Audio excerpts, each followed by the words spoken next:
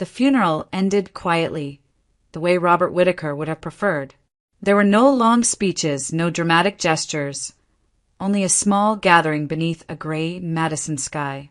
Eleanor Whittaker stood beside the grave until the last handful of earth was smoothed over, her hands folded, her face composed. She accepted condolences, politely, thanked people for coming, and drove home alone once it was over. The house felt different the moment she stepped inside. Not empty exactly, but half empty, as if something essential had been removed and everything else was waiting to notice. Robert's coat still hung by the door. His shoes were lined up neatly beneath the bench, the way he had always left them. The kitchen clock ticked too loudly. Eleanor set her purse down, removed her black coat, and stood in the entryway longer than she needed to, unsure where to begin. 33 years of marriage had filled the house with habits more than memories. She moved through the rooms automatically, turning on lamps as dusk settled outside.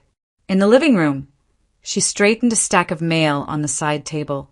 Most of it was ordinary, advertisements, bank statements, but several envelopes stood out, thicker than the rest.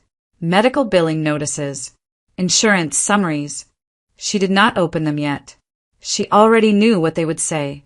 In the weeks leading up to Robert's death, the savings they had relied on quietly for decades had thinned faster than Eleanor liked to admit. Even now, after the funeral, expenses continued to arrive with steady indifference. Prescription balances, follow-up charges, daily costs that did not pause for grief. Eleanor sat at the dining table and reviewed their accounts with careful attention, pen in hand, making notes in the margins the way she always had. The numbers were not catastrophic, but they were no longer comfortable. When she reached the final page, she stopped. There was one asset she had avoided thinking about since Robert's passing. The lake cabin. It was a modest place in rural Wisconsin. Close enough for a weekend drive, but far enough to feel separate from their everyday life. Robert had insisted on keeping it. Even during years when they rarely spoke about it, he had gone there alone, most weekends, claiming the quiet helped him think. Eleanor had accepted that explanation without pressing. At the time, it seemed easier. Now, practicality forced her to look at it differently. The cabin sat unused. The maintenance costs continued. Selling it would ease the financial strain immediately. Eleanor wrote the word cabin at the top of a clean page and underlined it once. The decision felt necessary, not cruel. Still, her chest tightened as she reached for her phone. The real estate agent answered on the second ring. Eleanor introduced herself calmly, explained the situation, and requested an appointment to discuss listing the property. Her voice remained steady throughout the call. She listened, agreed on a date, and ended the conversation with polite efficiency. Only after she set the phone down did she realize her hand was trembling slightly. She rested her palms on the table and took a slow breath. There was no dramatic rush of emotion, no sudden tears, just a dull pressure beneath her ribs. Persistent and quiet, Eleanor reminded herself that this was how survival worked now. Step by step, decision by decision. Outside, the light faded completely. The timeline of her life had narrowed to the present moment, measured in weeks since Robert's death and choices that could not be postponed. Eleanor gathered the unopened envelopes and placed them neatly in a folder. Tomorrow she would deal with them. Tonight, she would sit in the quiet house and accept what needed to be done. In the days that followed the call to the real estate agent, Eleanor found herself thinking less about the future and more about the past. The house, stripped of visitors and obligations, left too much room for memory. 33 years of marriage did not unfold all at once in her mind. Instead, it returned in fragments, small and ordinary, stitched together by habit rather than drama. For most of their life together, Robert had been steady. Not expressive, but reliable. He believed in routine, in showing up, in solving problems quietly. Eleanor had learned early that his love was not loud. It was practical, consistent, For decades, that had been enough. It was only in the last 3 years that something shifted. At the time, Eleanor had not named it as distance. She thought of it as fatigue, perhaps age. Robert began leaving town more often, driving out to the lake cabin on Friday evenings and returning late Sunday night. He said the quiet helped him think, helped him sleep. Madison felt crowded to him, he claimed. Eleanor did not argue. She had her own responsibilities, her own rhythms. When he was home, he spoke less. Conversations became shorter, more functional. He listened, nodded, answered when necessary, but rarely lingered in the moment. Eleanor remembered standing beside him in the kitchen, talking about small plans or household decisions, and realizing halfway through that he was already somewhere else. There were signs, though none of them seemed urgent at the time. Robert coughed often, a dry, persistent sound that followed him from room to room. He waved it off as allergies, then later as a lingering infection. Fatigue settled into his movements. He sat down more frequently, rose more slowly. Eleanor noticed, but so did many men their age. He had always been lean. Now he looked tired. The shaved head came next. One morning, Eleanor found him standing in the bathroom, rinsing the sink clean. His hair was gone, his scalp smooth and pale. He shrugged when she asked about it, said it was easier, said he was tired of dealing with hair. It suited him, he added lightly. Eleanor accepted that explanation without hesitation. Plenty of men did the same. When she asked about his health, Robert gave reasonable answers. Work stress, long weeks, a minor chronic issue the doctor was keeping an eye on. He did not like hospitals, he reminded her. Never had. Eleanor believed him because she had always believed him. Trust, built over decades, does not vanish easily. Their daughter, Hannah, was largely absent during those years. She was finishing her studies, then starting work, building a life of her own. Phone calls replaced visits. Holidays became shorter. Eleanor reassured herself that this was normal. Families changed. Children grew up. Still, irritation crept in where patience once lived. Eleanor remembered moments when Robert's silence felt deliberate, almost dismissive. She remembered thinking that he chose the cabin over them, that he preferred solitude to conversation. She never said those thoughts aloud, but they hardened quietly inside her. There were evenings when resentment surfaced in small ways, a sharper tone, an unspoken accusation in her eyes. Robert rarely responded. He absorbed it, the way he absorbed everything else, without defense. Eleanor mistook that silence for indifference. Looking back now, she saw those years differently, though not with anger. At the time, she had not believed she was missing anything important. She thought she was respecting his boundaries, honoring the man she loved by trusting his words. It was only now, in the stillness after his death, that Eleanor understood how loyalty could disguise itself as blindness, not because she did not care, but because she cared enough to believe him. The drive north felt longer than Eleanor expected, though she had made it many times before. She followed the real estate agent's car out of Madison and onto quieter roads, the city giving way to open stretches of land and late summer trees. The sky was pale and overcast, the kind of light that softened everything without warming it. Eleanor kept her eyes on the road, hands steady on the wheel, her thoughts carefully contained. The landscape was familiar in a way that should have been comforting. Fields gave way to woods, and the air seemed to change as they approached the lake. This had always been Robert's argument for coming here: the quiet, the space, the sense of being removed from everything that pressed in too closely. Eleanor felt it now, too, though it did not bring relief. Instead, it made her aware of how little she truly knew about what had happened here. The cabin sat where it always had, close to the water but set back among the trees. From the outside, it looked better than Eleanor remembered. The siding was clean, the porch swept, the windows clear. The lawn had been trimmed recently, not overgrown or neglected as she had expected. It was the kind of maintenance that required regular attention. The real estate agent commented on it casually, noting that the property showed well. Eleanor nodded, but unease settled into her chest. No one but Robert had come here for years. She knew that, and yet the place looked lived in, cared for, as if it had never been abandoned at all. They walked the perimeter together. Eleanor trailed behind, taking in details she had never bothered to notice before. The repaired steps, the fresh seal along the deck railing, the absence of debris around the shed. Everything suggested purpose. Nothing suggested neglect.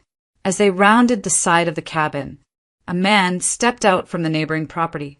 He moved slowly, leaning slightly on a cane, his posture bent but alert. Eleanor recognized him at once. George Miller.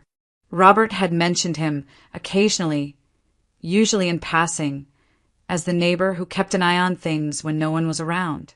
George raised a hand in greeting and approached with careful steps. His eyes moved from Eleanor to the agent and back again. When Eleanor introduced herself, his expression softened, but concern flickered beneath it. They exchanged a few polite words before the real estate agent mentioned the reason for the visit. The change in George was immediate. His mouth tightened, and his gaze shifted toward the cabin as if reassessing it entirely. "You're selling?" he asked, his voice low. Eleanor explained briefly that Robert had passed, that the cabin was no longer practical to keep. She spoke calmly, the words rehearsed by now. George did not respond right away. He stood in silence, his hand gripping the top of his cane. When he finally spoke, his voice carried an unfamiliar urgency. "I think you should wait," he said. The agent smiled politely, assuming hesitation over a neighbor's attachment to the area. Eleanor, however, felt something tighten inside her. She asked George what he meant. He hesitated, glancing toward the cabin again, then back at Eleanor. "There are things you don't know," he said carefully. Things Robert didn't want misunderstood. Eleanor felt a chill move through her, despite the mild air. She asked him to explain, but George shook his head. "Not out here," he said, "and not like this." He asked her, firmly but respectfully, to delay the sale, just for a little while, to take the time to see what Robert had done here. His tone was not accusatory nor sentimental. It was protective. Eleanor agreed without fully understanding why. As George turned back toward his property, she stood still, watching the cabin with new eyes. For the first time, she allowed the possibility that the place held more than memories. It held answers she had never thought to ask. George did not return immediately. When he did, he gestured for Eleanor to follow him past the cabin, toward a narrow path that led deeper into the trees. The real estate agent remained behind, distracted by a phone call and unaware of the shift taking place just beyond the clearing. Behind the cabin stood a small storage structure Eleanor barely remembered. It was set back far enough to be obscured by trees, its exterior plain and unremarkable. At first glance, it looked like nothing more than a shed, the kind meant for tools or seasonal equipment. George stopped in front of it and rested both hands on his cane. Eleanor noticed the locks right away. There were several more than necessary. A heavy padlock on the door, a secondary latch reinforced with a steel clasp. The hardware was new, well-maintained, deliberately chosen. This was not casual security. It was intentional. George reached into his jacket pocket and withdrew a ring of keys. He paused as if weighing something, then selected one and unlocked the first latch. The sound of metal clicking echoed too loudly in the quiet. Eleanor's chest tightened with each movement, though she could not yet name why. When the door finally opened, the smell was the first thing she noticed. Clean, clinical, not the damp, dusty scent she expected. Inside, the space was lit by a single overhead fixture. The room was small but orderly. Eleanor took a step forward and stopped. Medical equipment filled the space, arranged with careful precision. An oxygen concentrator sat against one wall, its tubing coiled neatly. A portable four-stand stood beside a narrow bed, the mattress covered with clean, fitted sheets. Shelving units held sealed medical supplies, labeled and stacked as if by habit. There was a chair positioned close to the bed, not for comfort but for necessity. This was not a hospital. There were no monitors, no alarms, no harsh lights. But it was unmistakably a place designed for care. Eleanor felt her breath shorten. Her mind searched for a practical explanation. Storage for someone else, perhaps, or equipment left behind by a previous owner. None of it fit. This place was active, maintained, purposeful. "Why is this here?" she asked quietly. George did not answer at once. He stepped inside, moving slowly, and rested his hand on the back of the chair. His eyes lingered on the bed, then the supplies, as though seeing them for the first time himself. "This is where Robert stayed," he said finally. The words landed without meaning at first. Eleanor stared at him, waiting for clarification that did not come. Her thoughts stalled, unable to move forward or back. George cleared his throat.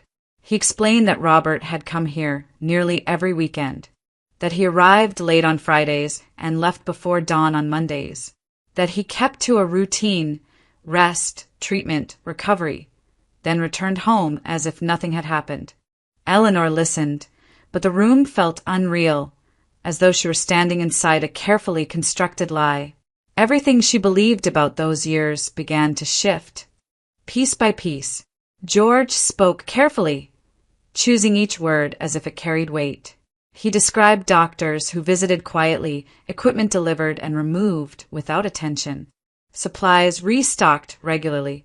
He spoke of Robert's insistence on privacy, on doing things properly, on leaving no trace that might worry his family. Eleanor turned slowly, taking in the room again. The bed, the chair, the silence. Her certainty collapsed in on itself. The cabin was no longer a retreat. It was a boundary, a place where Robert had lived a life she had never seen. The past, once neatly contained in memory, pressed into the present with sudden force. Eleanor realized she was no longer standing in a storage room. She was standing inside the truth she had never been meant to find. George did not speak right away. He closed the door to the storage structure behind them, muting the distant sounds of the lake and the wind moving through the trees. The quiet that followed felt intentional, as if this truth required its own boundary. "It started 3 years ago," he said at last. "Not long after Robert bought this place."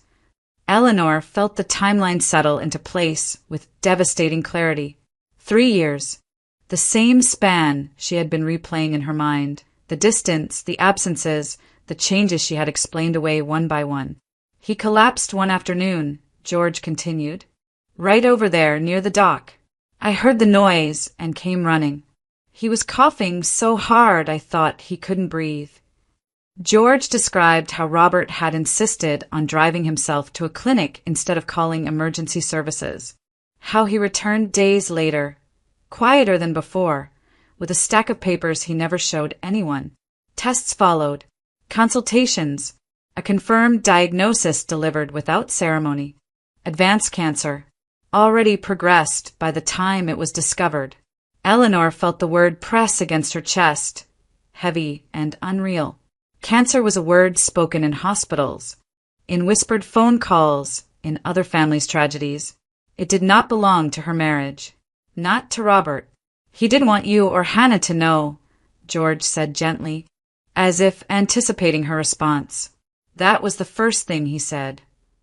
According to George, Robert had listened calmly as doctors explained treatment options. Aggressive, hospital-based intervention. Long inpatient stays, the possibility of extended time measured in months, not years, and the certainty of dependence, visible decline, and loss of privacy. He asked about alternatives, George said. Not cures, just management. Robert had sought second opinions, private consultations, specialists who agreed to work outside hospital settings, weekend-based care, controlled treatments designed to slow progression, not reverse it, enough to function, enough to remain himself. This cabin was not an escape. It was a compromise. Every Friday, Robert arrived here already bracing himself. Treatments were administered carefully, spaced to allow recovery before returning home. The equipment Eleanor had seen was not excessive. It was exactly what was required for palliative care done responsibly.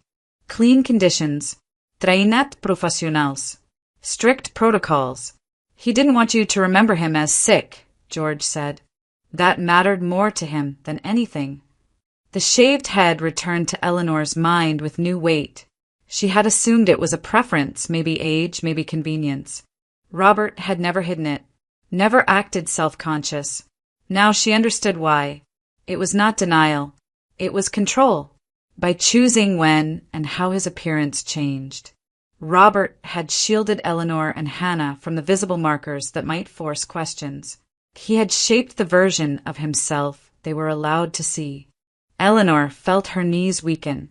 She lowered herself onto the chair beside the bed, suddenly aware of how much effort it must have taken for Robert to stand after treatments, to drive home, to sit at the dinner table and pretend he was only tired.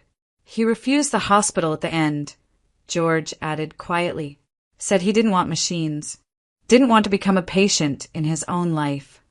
Instead, Robert planned. He prepared medications. He coordinated visits.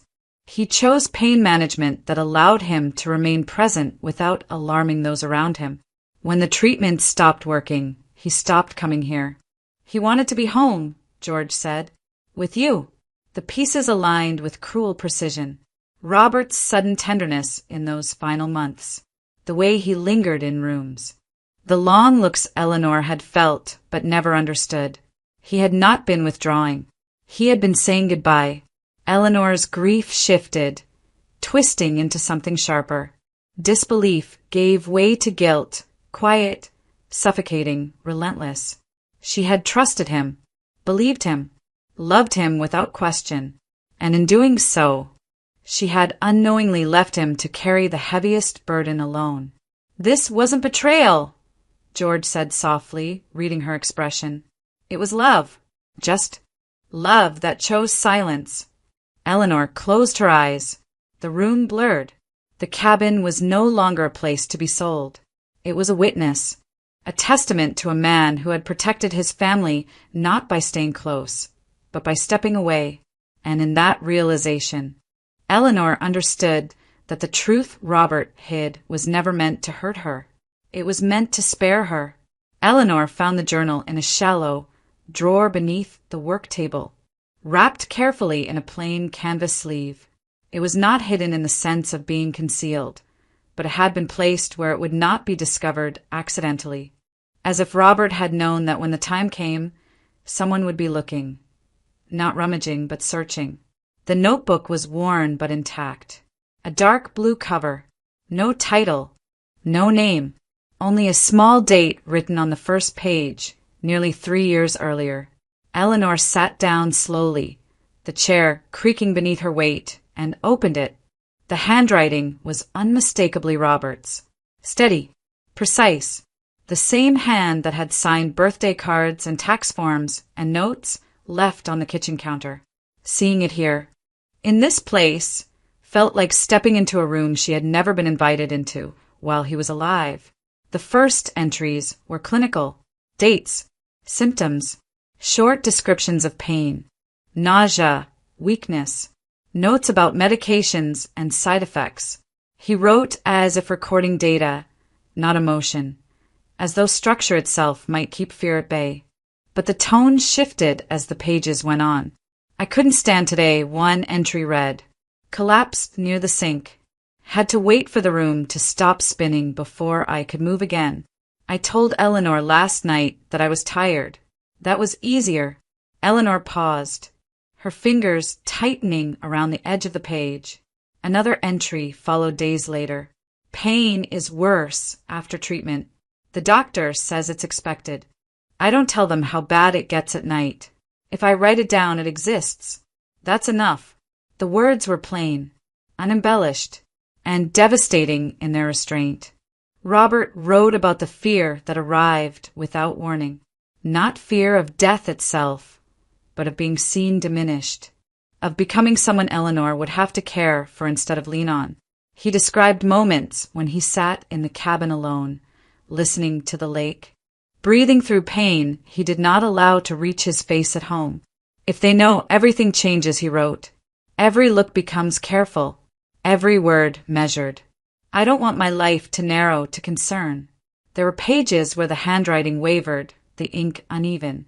I thought I could make it through today without medication. I was wrong. Couldn't stop shaking. George helped. I hate needing help. Eleanor felt her throat tighten. She had known Robert as proud, yes, but also steady, dependable. She had never imagined how much effort it must have taken for him to preserve that image when his body was failing him. Several entries addressed the same subject again and again. Silence. I am not lying to them, he wrote once. I am choosing what they don't have to carry. He wrote about Hannah, her studies, her future, her stubbornness inherited from him, about Eleanor's exhaustion, caring for her own mother, about the quiet calculation he made every day, weighing what truth would cost them. If I tell them, they suffer now. If I don't, they suffer later. I choose later. I won't be there to see it. Eleanor had to stop reading for a moment. She pressed the journal against her chest, breathing carefully, as though the words themselves might overwhelm her if she moved too fast.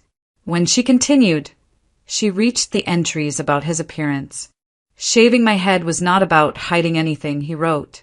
It was the one decision I could make without explanation. Hair falls out on its own. A razor is a choice. He explained that the shaved head gave him control over the narrative. No gradual sinning. No visible marker that invited questions. If anyone noticed, he could dismiss it. If they didn't, all the better. I needed something I could decide for myself, he wrote, when so much else was already decided. The later entries were harder to read. The pain became more frequent, his body less reliable. There were descriptions of lying on the floor, unable to stand, waiting for strength to return, of sitting in the car before driving home, rehearsing normalcy. Smile. Sit upright. Eat something. Don't cough too much. Eleanor recognized the man who came home on Sunday nights, pale and quiet, claiming fatigue. She had thought he was withdrawing. Now she saw how much energy it took for him simply to appear unchanged. Near the end of the journal, the tone softened. I don't regret this, he wrote. I regret that they will feel I shut them out. I didn't. I held them so close I couldn't let them see the damage. The final pages were shorter, the handwriting less steady. If Eleanor is reading this, it means I failed to protect her from the truth forever. I'm sorry for that, but I hope she understands that silence was the last thing I had to give. Eleanor closed the journal slowly. Her hands were trembling now, not from shock, but from intimacy. This was Robert unguarded. Robert afraid. Robert choosing love in the only way he believed possible. The cabin was silent again, but it no longer felt empty. This was the center of everything, the life he had lived alongside hers without ever letting her inside. Not because he didn't trust her, but because he trusted her too much to burden her. And in that understanding, Eleanor felt her grief deepen, sharpen, and finally, fully take shape. Hannah arrived at the cabin late in the afternoon, her car crunching over the gravel driveway with a sharpness that felt out of place in the quiet. Eleanor watched from the porch as her daughter stepped out, shoulders tight, face already set in confusion and irritation. You canceled the sale, Hannah said without greeting. The agent called me. She said you told her not to come back. Eleanor nodded. I did. Hannah looked past her, toward the cabin, the trees, the lake. Why? Eleanor did not answer immediately. She gestured toward the back of the property instead. Come inside first. There's something you need to see. They walked together in silence. Hannah's steps were quick, impatient. Eleanor's were careful, deliberate, as though each movement carried weight. When they reached the storage structure and Eleanor unlocked the door, Hannah stopped short. What is this? She asked, her voice sharp. Why does it look like? She fell silent as her eyes took in the bed, the equipment, the supplies arranged with quiet precision. Eleanor spoke softly. This is where your father came every weekend. Hannah turned to her, disbelief flashing across her face. That's not funny. It's not a joke, Eleanor said. He was sick. Hannah, for 3 years. The words landed heavily, then bounced away, rejected. No, Hannah said immediately. He would have told us. He had a cough. He was tired. That doesn't mean he had cancer, Eleanor said. Advanced. He found out 3 years ago. Hannah shook her head, backing away as if the space itself were lying to her. You're wrong. You have to be wrong. He worked. He drove. He argued with me. He yelled at me for not calling enough. Eleanor's voice wavered but held. He chose not to tell us. He didn't want you to know. Hannah's anger surfaced suddenly, sharp and uncontrolled. That's impossible. That's selfish. That's not something a parent does. She turned away, pacing, running a hand through her hair. We fought. We barely spoke some weeks. And you're telling me he was just, what, pretending? Eleanor reached into her bag and took out the journal. She held it out, not forcing it into Hannah's hands, simply offering it. He wrote everything down, she said. If you want to understand, read it. Hannah hesitated. Her hands trembled as she took the notebook, as though it might burn her. She sat down hard on the chair by the wall and opened it. At first she skimmed. Then she slowed. Her breathing changed. Minutes passed. The silence stretched. Eleanor watched her daughter's face shift as the words sank in. Confusion giving way to recognition, recognition to pain. Hannah's jaw tightened. Her eyes filled, then overflowed. He missed my birthday, Hannah said suddenly, her voice breaking. I screamed at him for that. I said, he cared more about that stupid cabin than me. She turned the page, reading again, slower now. He helped me with my exams, she whispered. I thought it was luck. I didn't know he called anyone. I didn't know. Her shoulders began to shake. I called him cold, distant. I told you he didn't care anymore. Eleanor knelt beside her, placing a hand on her daughter's back. We didn't know. Hannah pressed the journal to her chest. I was angry at him for leaving us alone with everything. I thought he was choosing distance. She looked up at her mother, eyes red and searching. He was choosing us. They sat together on the floor, the space between them closing without words. The resentment Hannah had carried, sharp, unresolved, began to soften, reshaped by truth. I don't know how to forgive myself, Hannah said quietly. Eleanor shook her head. This isn't about forgiveness. It's about understanding. Hannah leaned into her, something childlike in the gesture. I wish I had known. So do I, Eleanor said. But knowing now matters too. Outside, the light shifted. Late afternoon, sliding toward evening. Inside the small structure, mother and daughter remained still, bound not only by grief, but by a shared reckoning, one that did not erase the past but finally allowed it to make sense. And in that understanding, something fragile but real began to heal. They did not open the envelope right away. The will had been placed carefully inside a sealed folder, labeled in Robert's handwriting and stored in a small fireproof box Eleanor had not noticed before. It sat beneath the workbench, unobtrusive, as if it had been waiting patiently for the moment when its contents would no longer be theoretical. Even before reading it, Eleanor understood something essential. Robert had not left things unfinished. They returned to the cabin's main room and sat at the small wooden table by the window. The lake outside was still, reflecting the pale afternoon sky. Eleanor broke the seal slowly, her hand steady in a way that surprised her. The document was formal, prepared with legal precision, dated 2 years earlier, properly notarized. Robert had taken care to ensure it would stand without ambiguity or dispute. The opening clauses were straightforward. His modest savings, the house in Madison, personal belongings, everything divided clearly between Eleanor and Hannah. No confusion, no hidden conditions. Then Eleanor reached the section marked Special Instructions regarding the lake property. She paused. The language shifted, still legally sound, but unmistakably Robert's. He did not refer to the cabin as an asset. He called it the retreat property. He specified that it was not to be sold, leased, or transferred for private profit. Instead, he requested, firmly, unmistakably, that it be repurposed into a short-term support retreat for individuals undergoing cancer treatment. Not a hospital, not a clinic, a place to rest. He outlined his reasoning carefully, that many patients, especially those without resources or strong family support, had nowhere to go between treatments, that hospitals were overcrowded, impersonal, that homes were often ill-equipped emotionally and physically.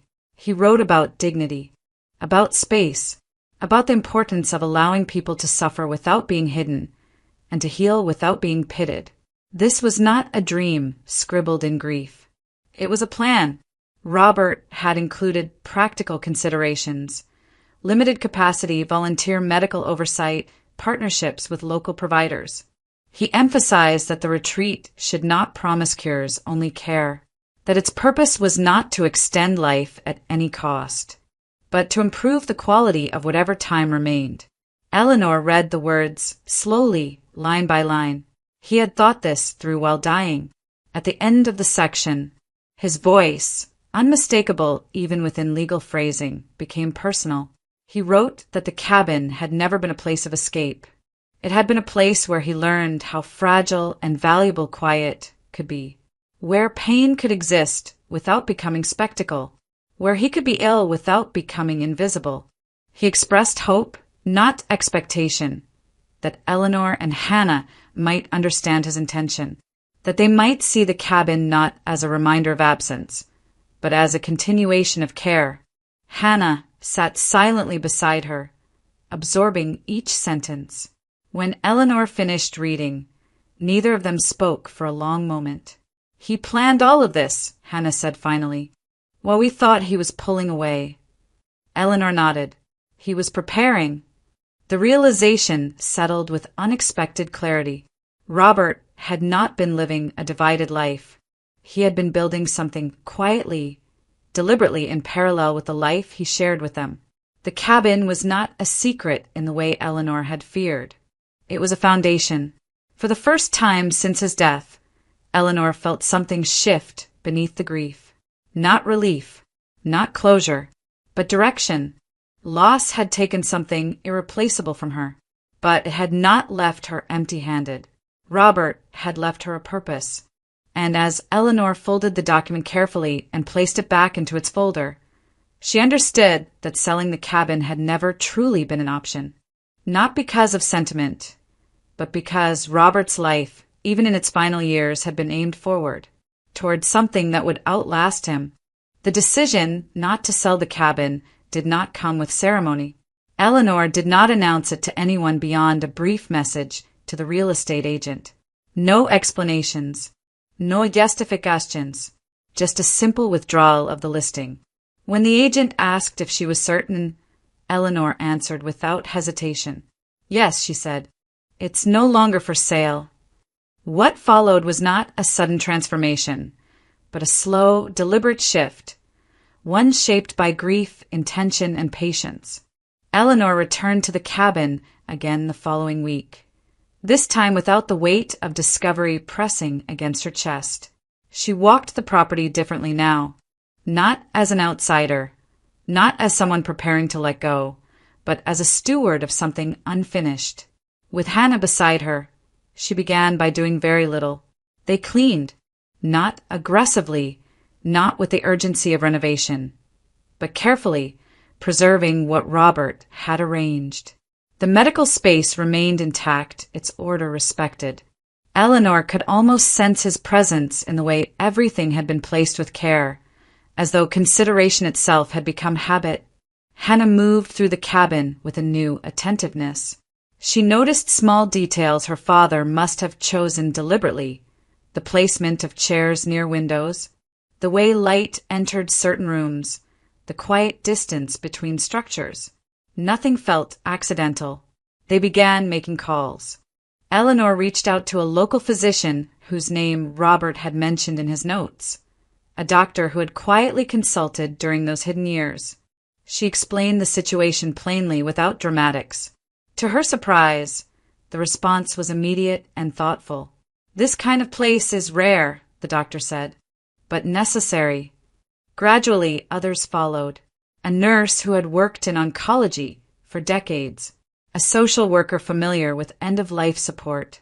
People who did not ask for explanations, only for clarity of purpose. The cabin did not become a facility. It did not advertise. It did not promise recovery. It became a sanctuary. Patients arrived quietly, usually between treatments. Men and women exhausted not only by illness, but by the emotional strain of navigating it. Some came alone. Others arrived with family members who needed rest just as badly. They stayed for days, sometimes weeks. They rested. They spoke when they wanted to. They were left alone when they needed silence. Eleanor was present but unobtrusive. She learned how to prepare simple meals that didn't overwhelm sensitive stomachs. She learned how to listen without offering reassurance she could not guarantee. She learned that being useful did not require answers. Hannah's role evolved naturally. She began helping where she could, organizing supplies, assisting visitors, asking questions she had once avoided. Over time, those questions grew more focused, more technical. One evening, as they sat on the porch watching the lake darken under a low sky, Hannah spoke quietly. "I've been thinking about what I want to do," she said. Eleanor turned to her, attentive but cautious. "I don't think I can go back to what I was planning before," Hannah continued. "I don't think it fits anymore." She spoke about healthcare, about nursing, about being present in the spaces where people were most vulnerable, not out of obligation, but understanding. "He did this alone," Hannah said. "I don't want other people to have to." Eleanor did not try to guide her. She simply listened. She recognized the moment for what it was. Not grief-speaking, but purpose-forming. Time moved forward, marked not by dates, but by seasons. Summer came, then fall. The cabin adapted quietly to its new life. Word spread slowly, through referrals and conversations rather than announcements. The sanctuary remained small by design, limited in scale, but intentional in impact. Eleanor found that her days had regained shape. Not ease, but meaning. The grief did not vanish. It settled, integrating itself into her work, into her presence. Robert was no longer only a memory tied to loss. He was present in the rhythm of what they were building. One afternoon, Eleanor stood alone near the edge of the property, watching a patient walk slowly along the path Robert had cleared years earlier. She realized then that the cabin had never been a place of retreat from life. It had been a place where life, even when fragile, was allowed to continue with dignity. And in honoring Robert's quiet choices, Eleanor had found a way not only to survive his absence, but to carry him forward. By the time the second winter passed, the cabin no longer felt like a secret. It had become what Robert intended. Not a facility, not an institution, but a living place with a quiet rhythm of its own. People arrived quietly and left the same way. Some stayed briefly. Some returned. Others never came back. Carried forward only in memory and in the small adjustments Eleanor and Hannah made afterward, refining the space with care. The lake remained unchanged. In the early mornings, mist still rose from the water in slow, patient layers. The trees surrounding the property stood as they always had, unmoved by grief or purpose. Seasons turned without acknowledgement of what the cabin had become. Nature did not mark time by loss. Eleanor often walked the grounds alone before anyone else was awake. She did not rush. She did not bring lists or plans. She simply moved through the space, touching the railing Robert had repaired, the path he had cleared, the bench he had placed facing the water. She no longer searched for signs of him.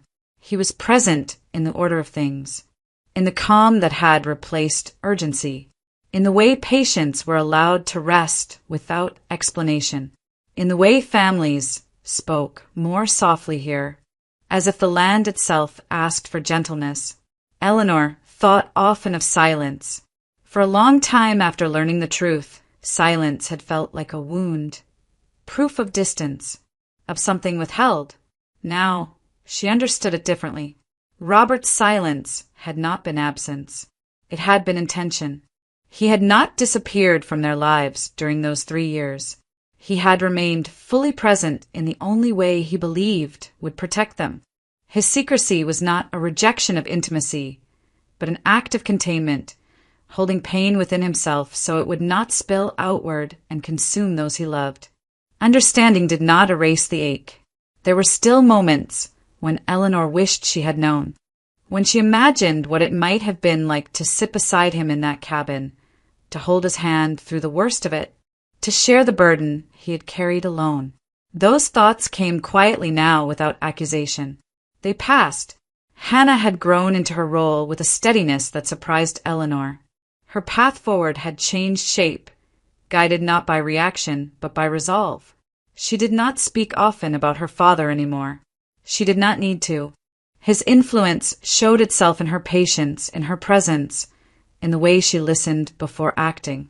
Together, mother and daughter had learned something neither had expected to learn through loss, that endurance did not require hardness, and strength did not require noise. On a late afternoon, Eleanor sat by the window in the main room, watching the light shift across the lake.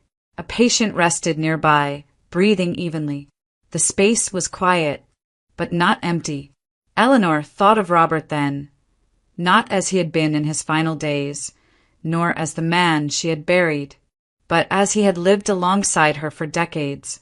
Practical, reserved, devoted in ways that did not always announce themselves. She understood now that love did not always arrive with confession or shared suffering. Sometimes it arrived disguised as normalcy, as routine, as restraint. The cabin stood, solid and unremarkable to anyone who did not know its history. It did not advertise what offered. It did not demand attention. It simply remained, and in remaining, it carried forward what Robert had left behind. Not his illness, not his silence, but the careful, enduring love that had shaped every choice he made. Eleanor closed her eyes and listened to the lake. What remained was not sorrow. What remained was peace, earned slowly and held with quiet strength.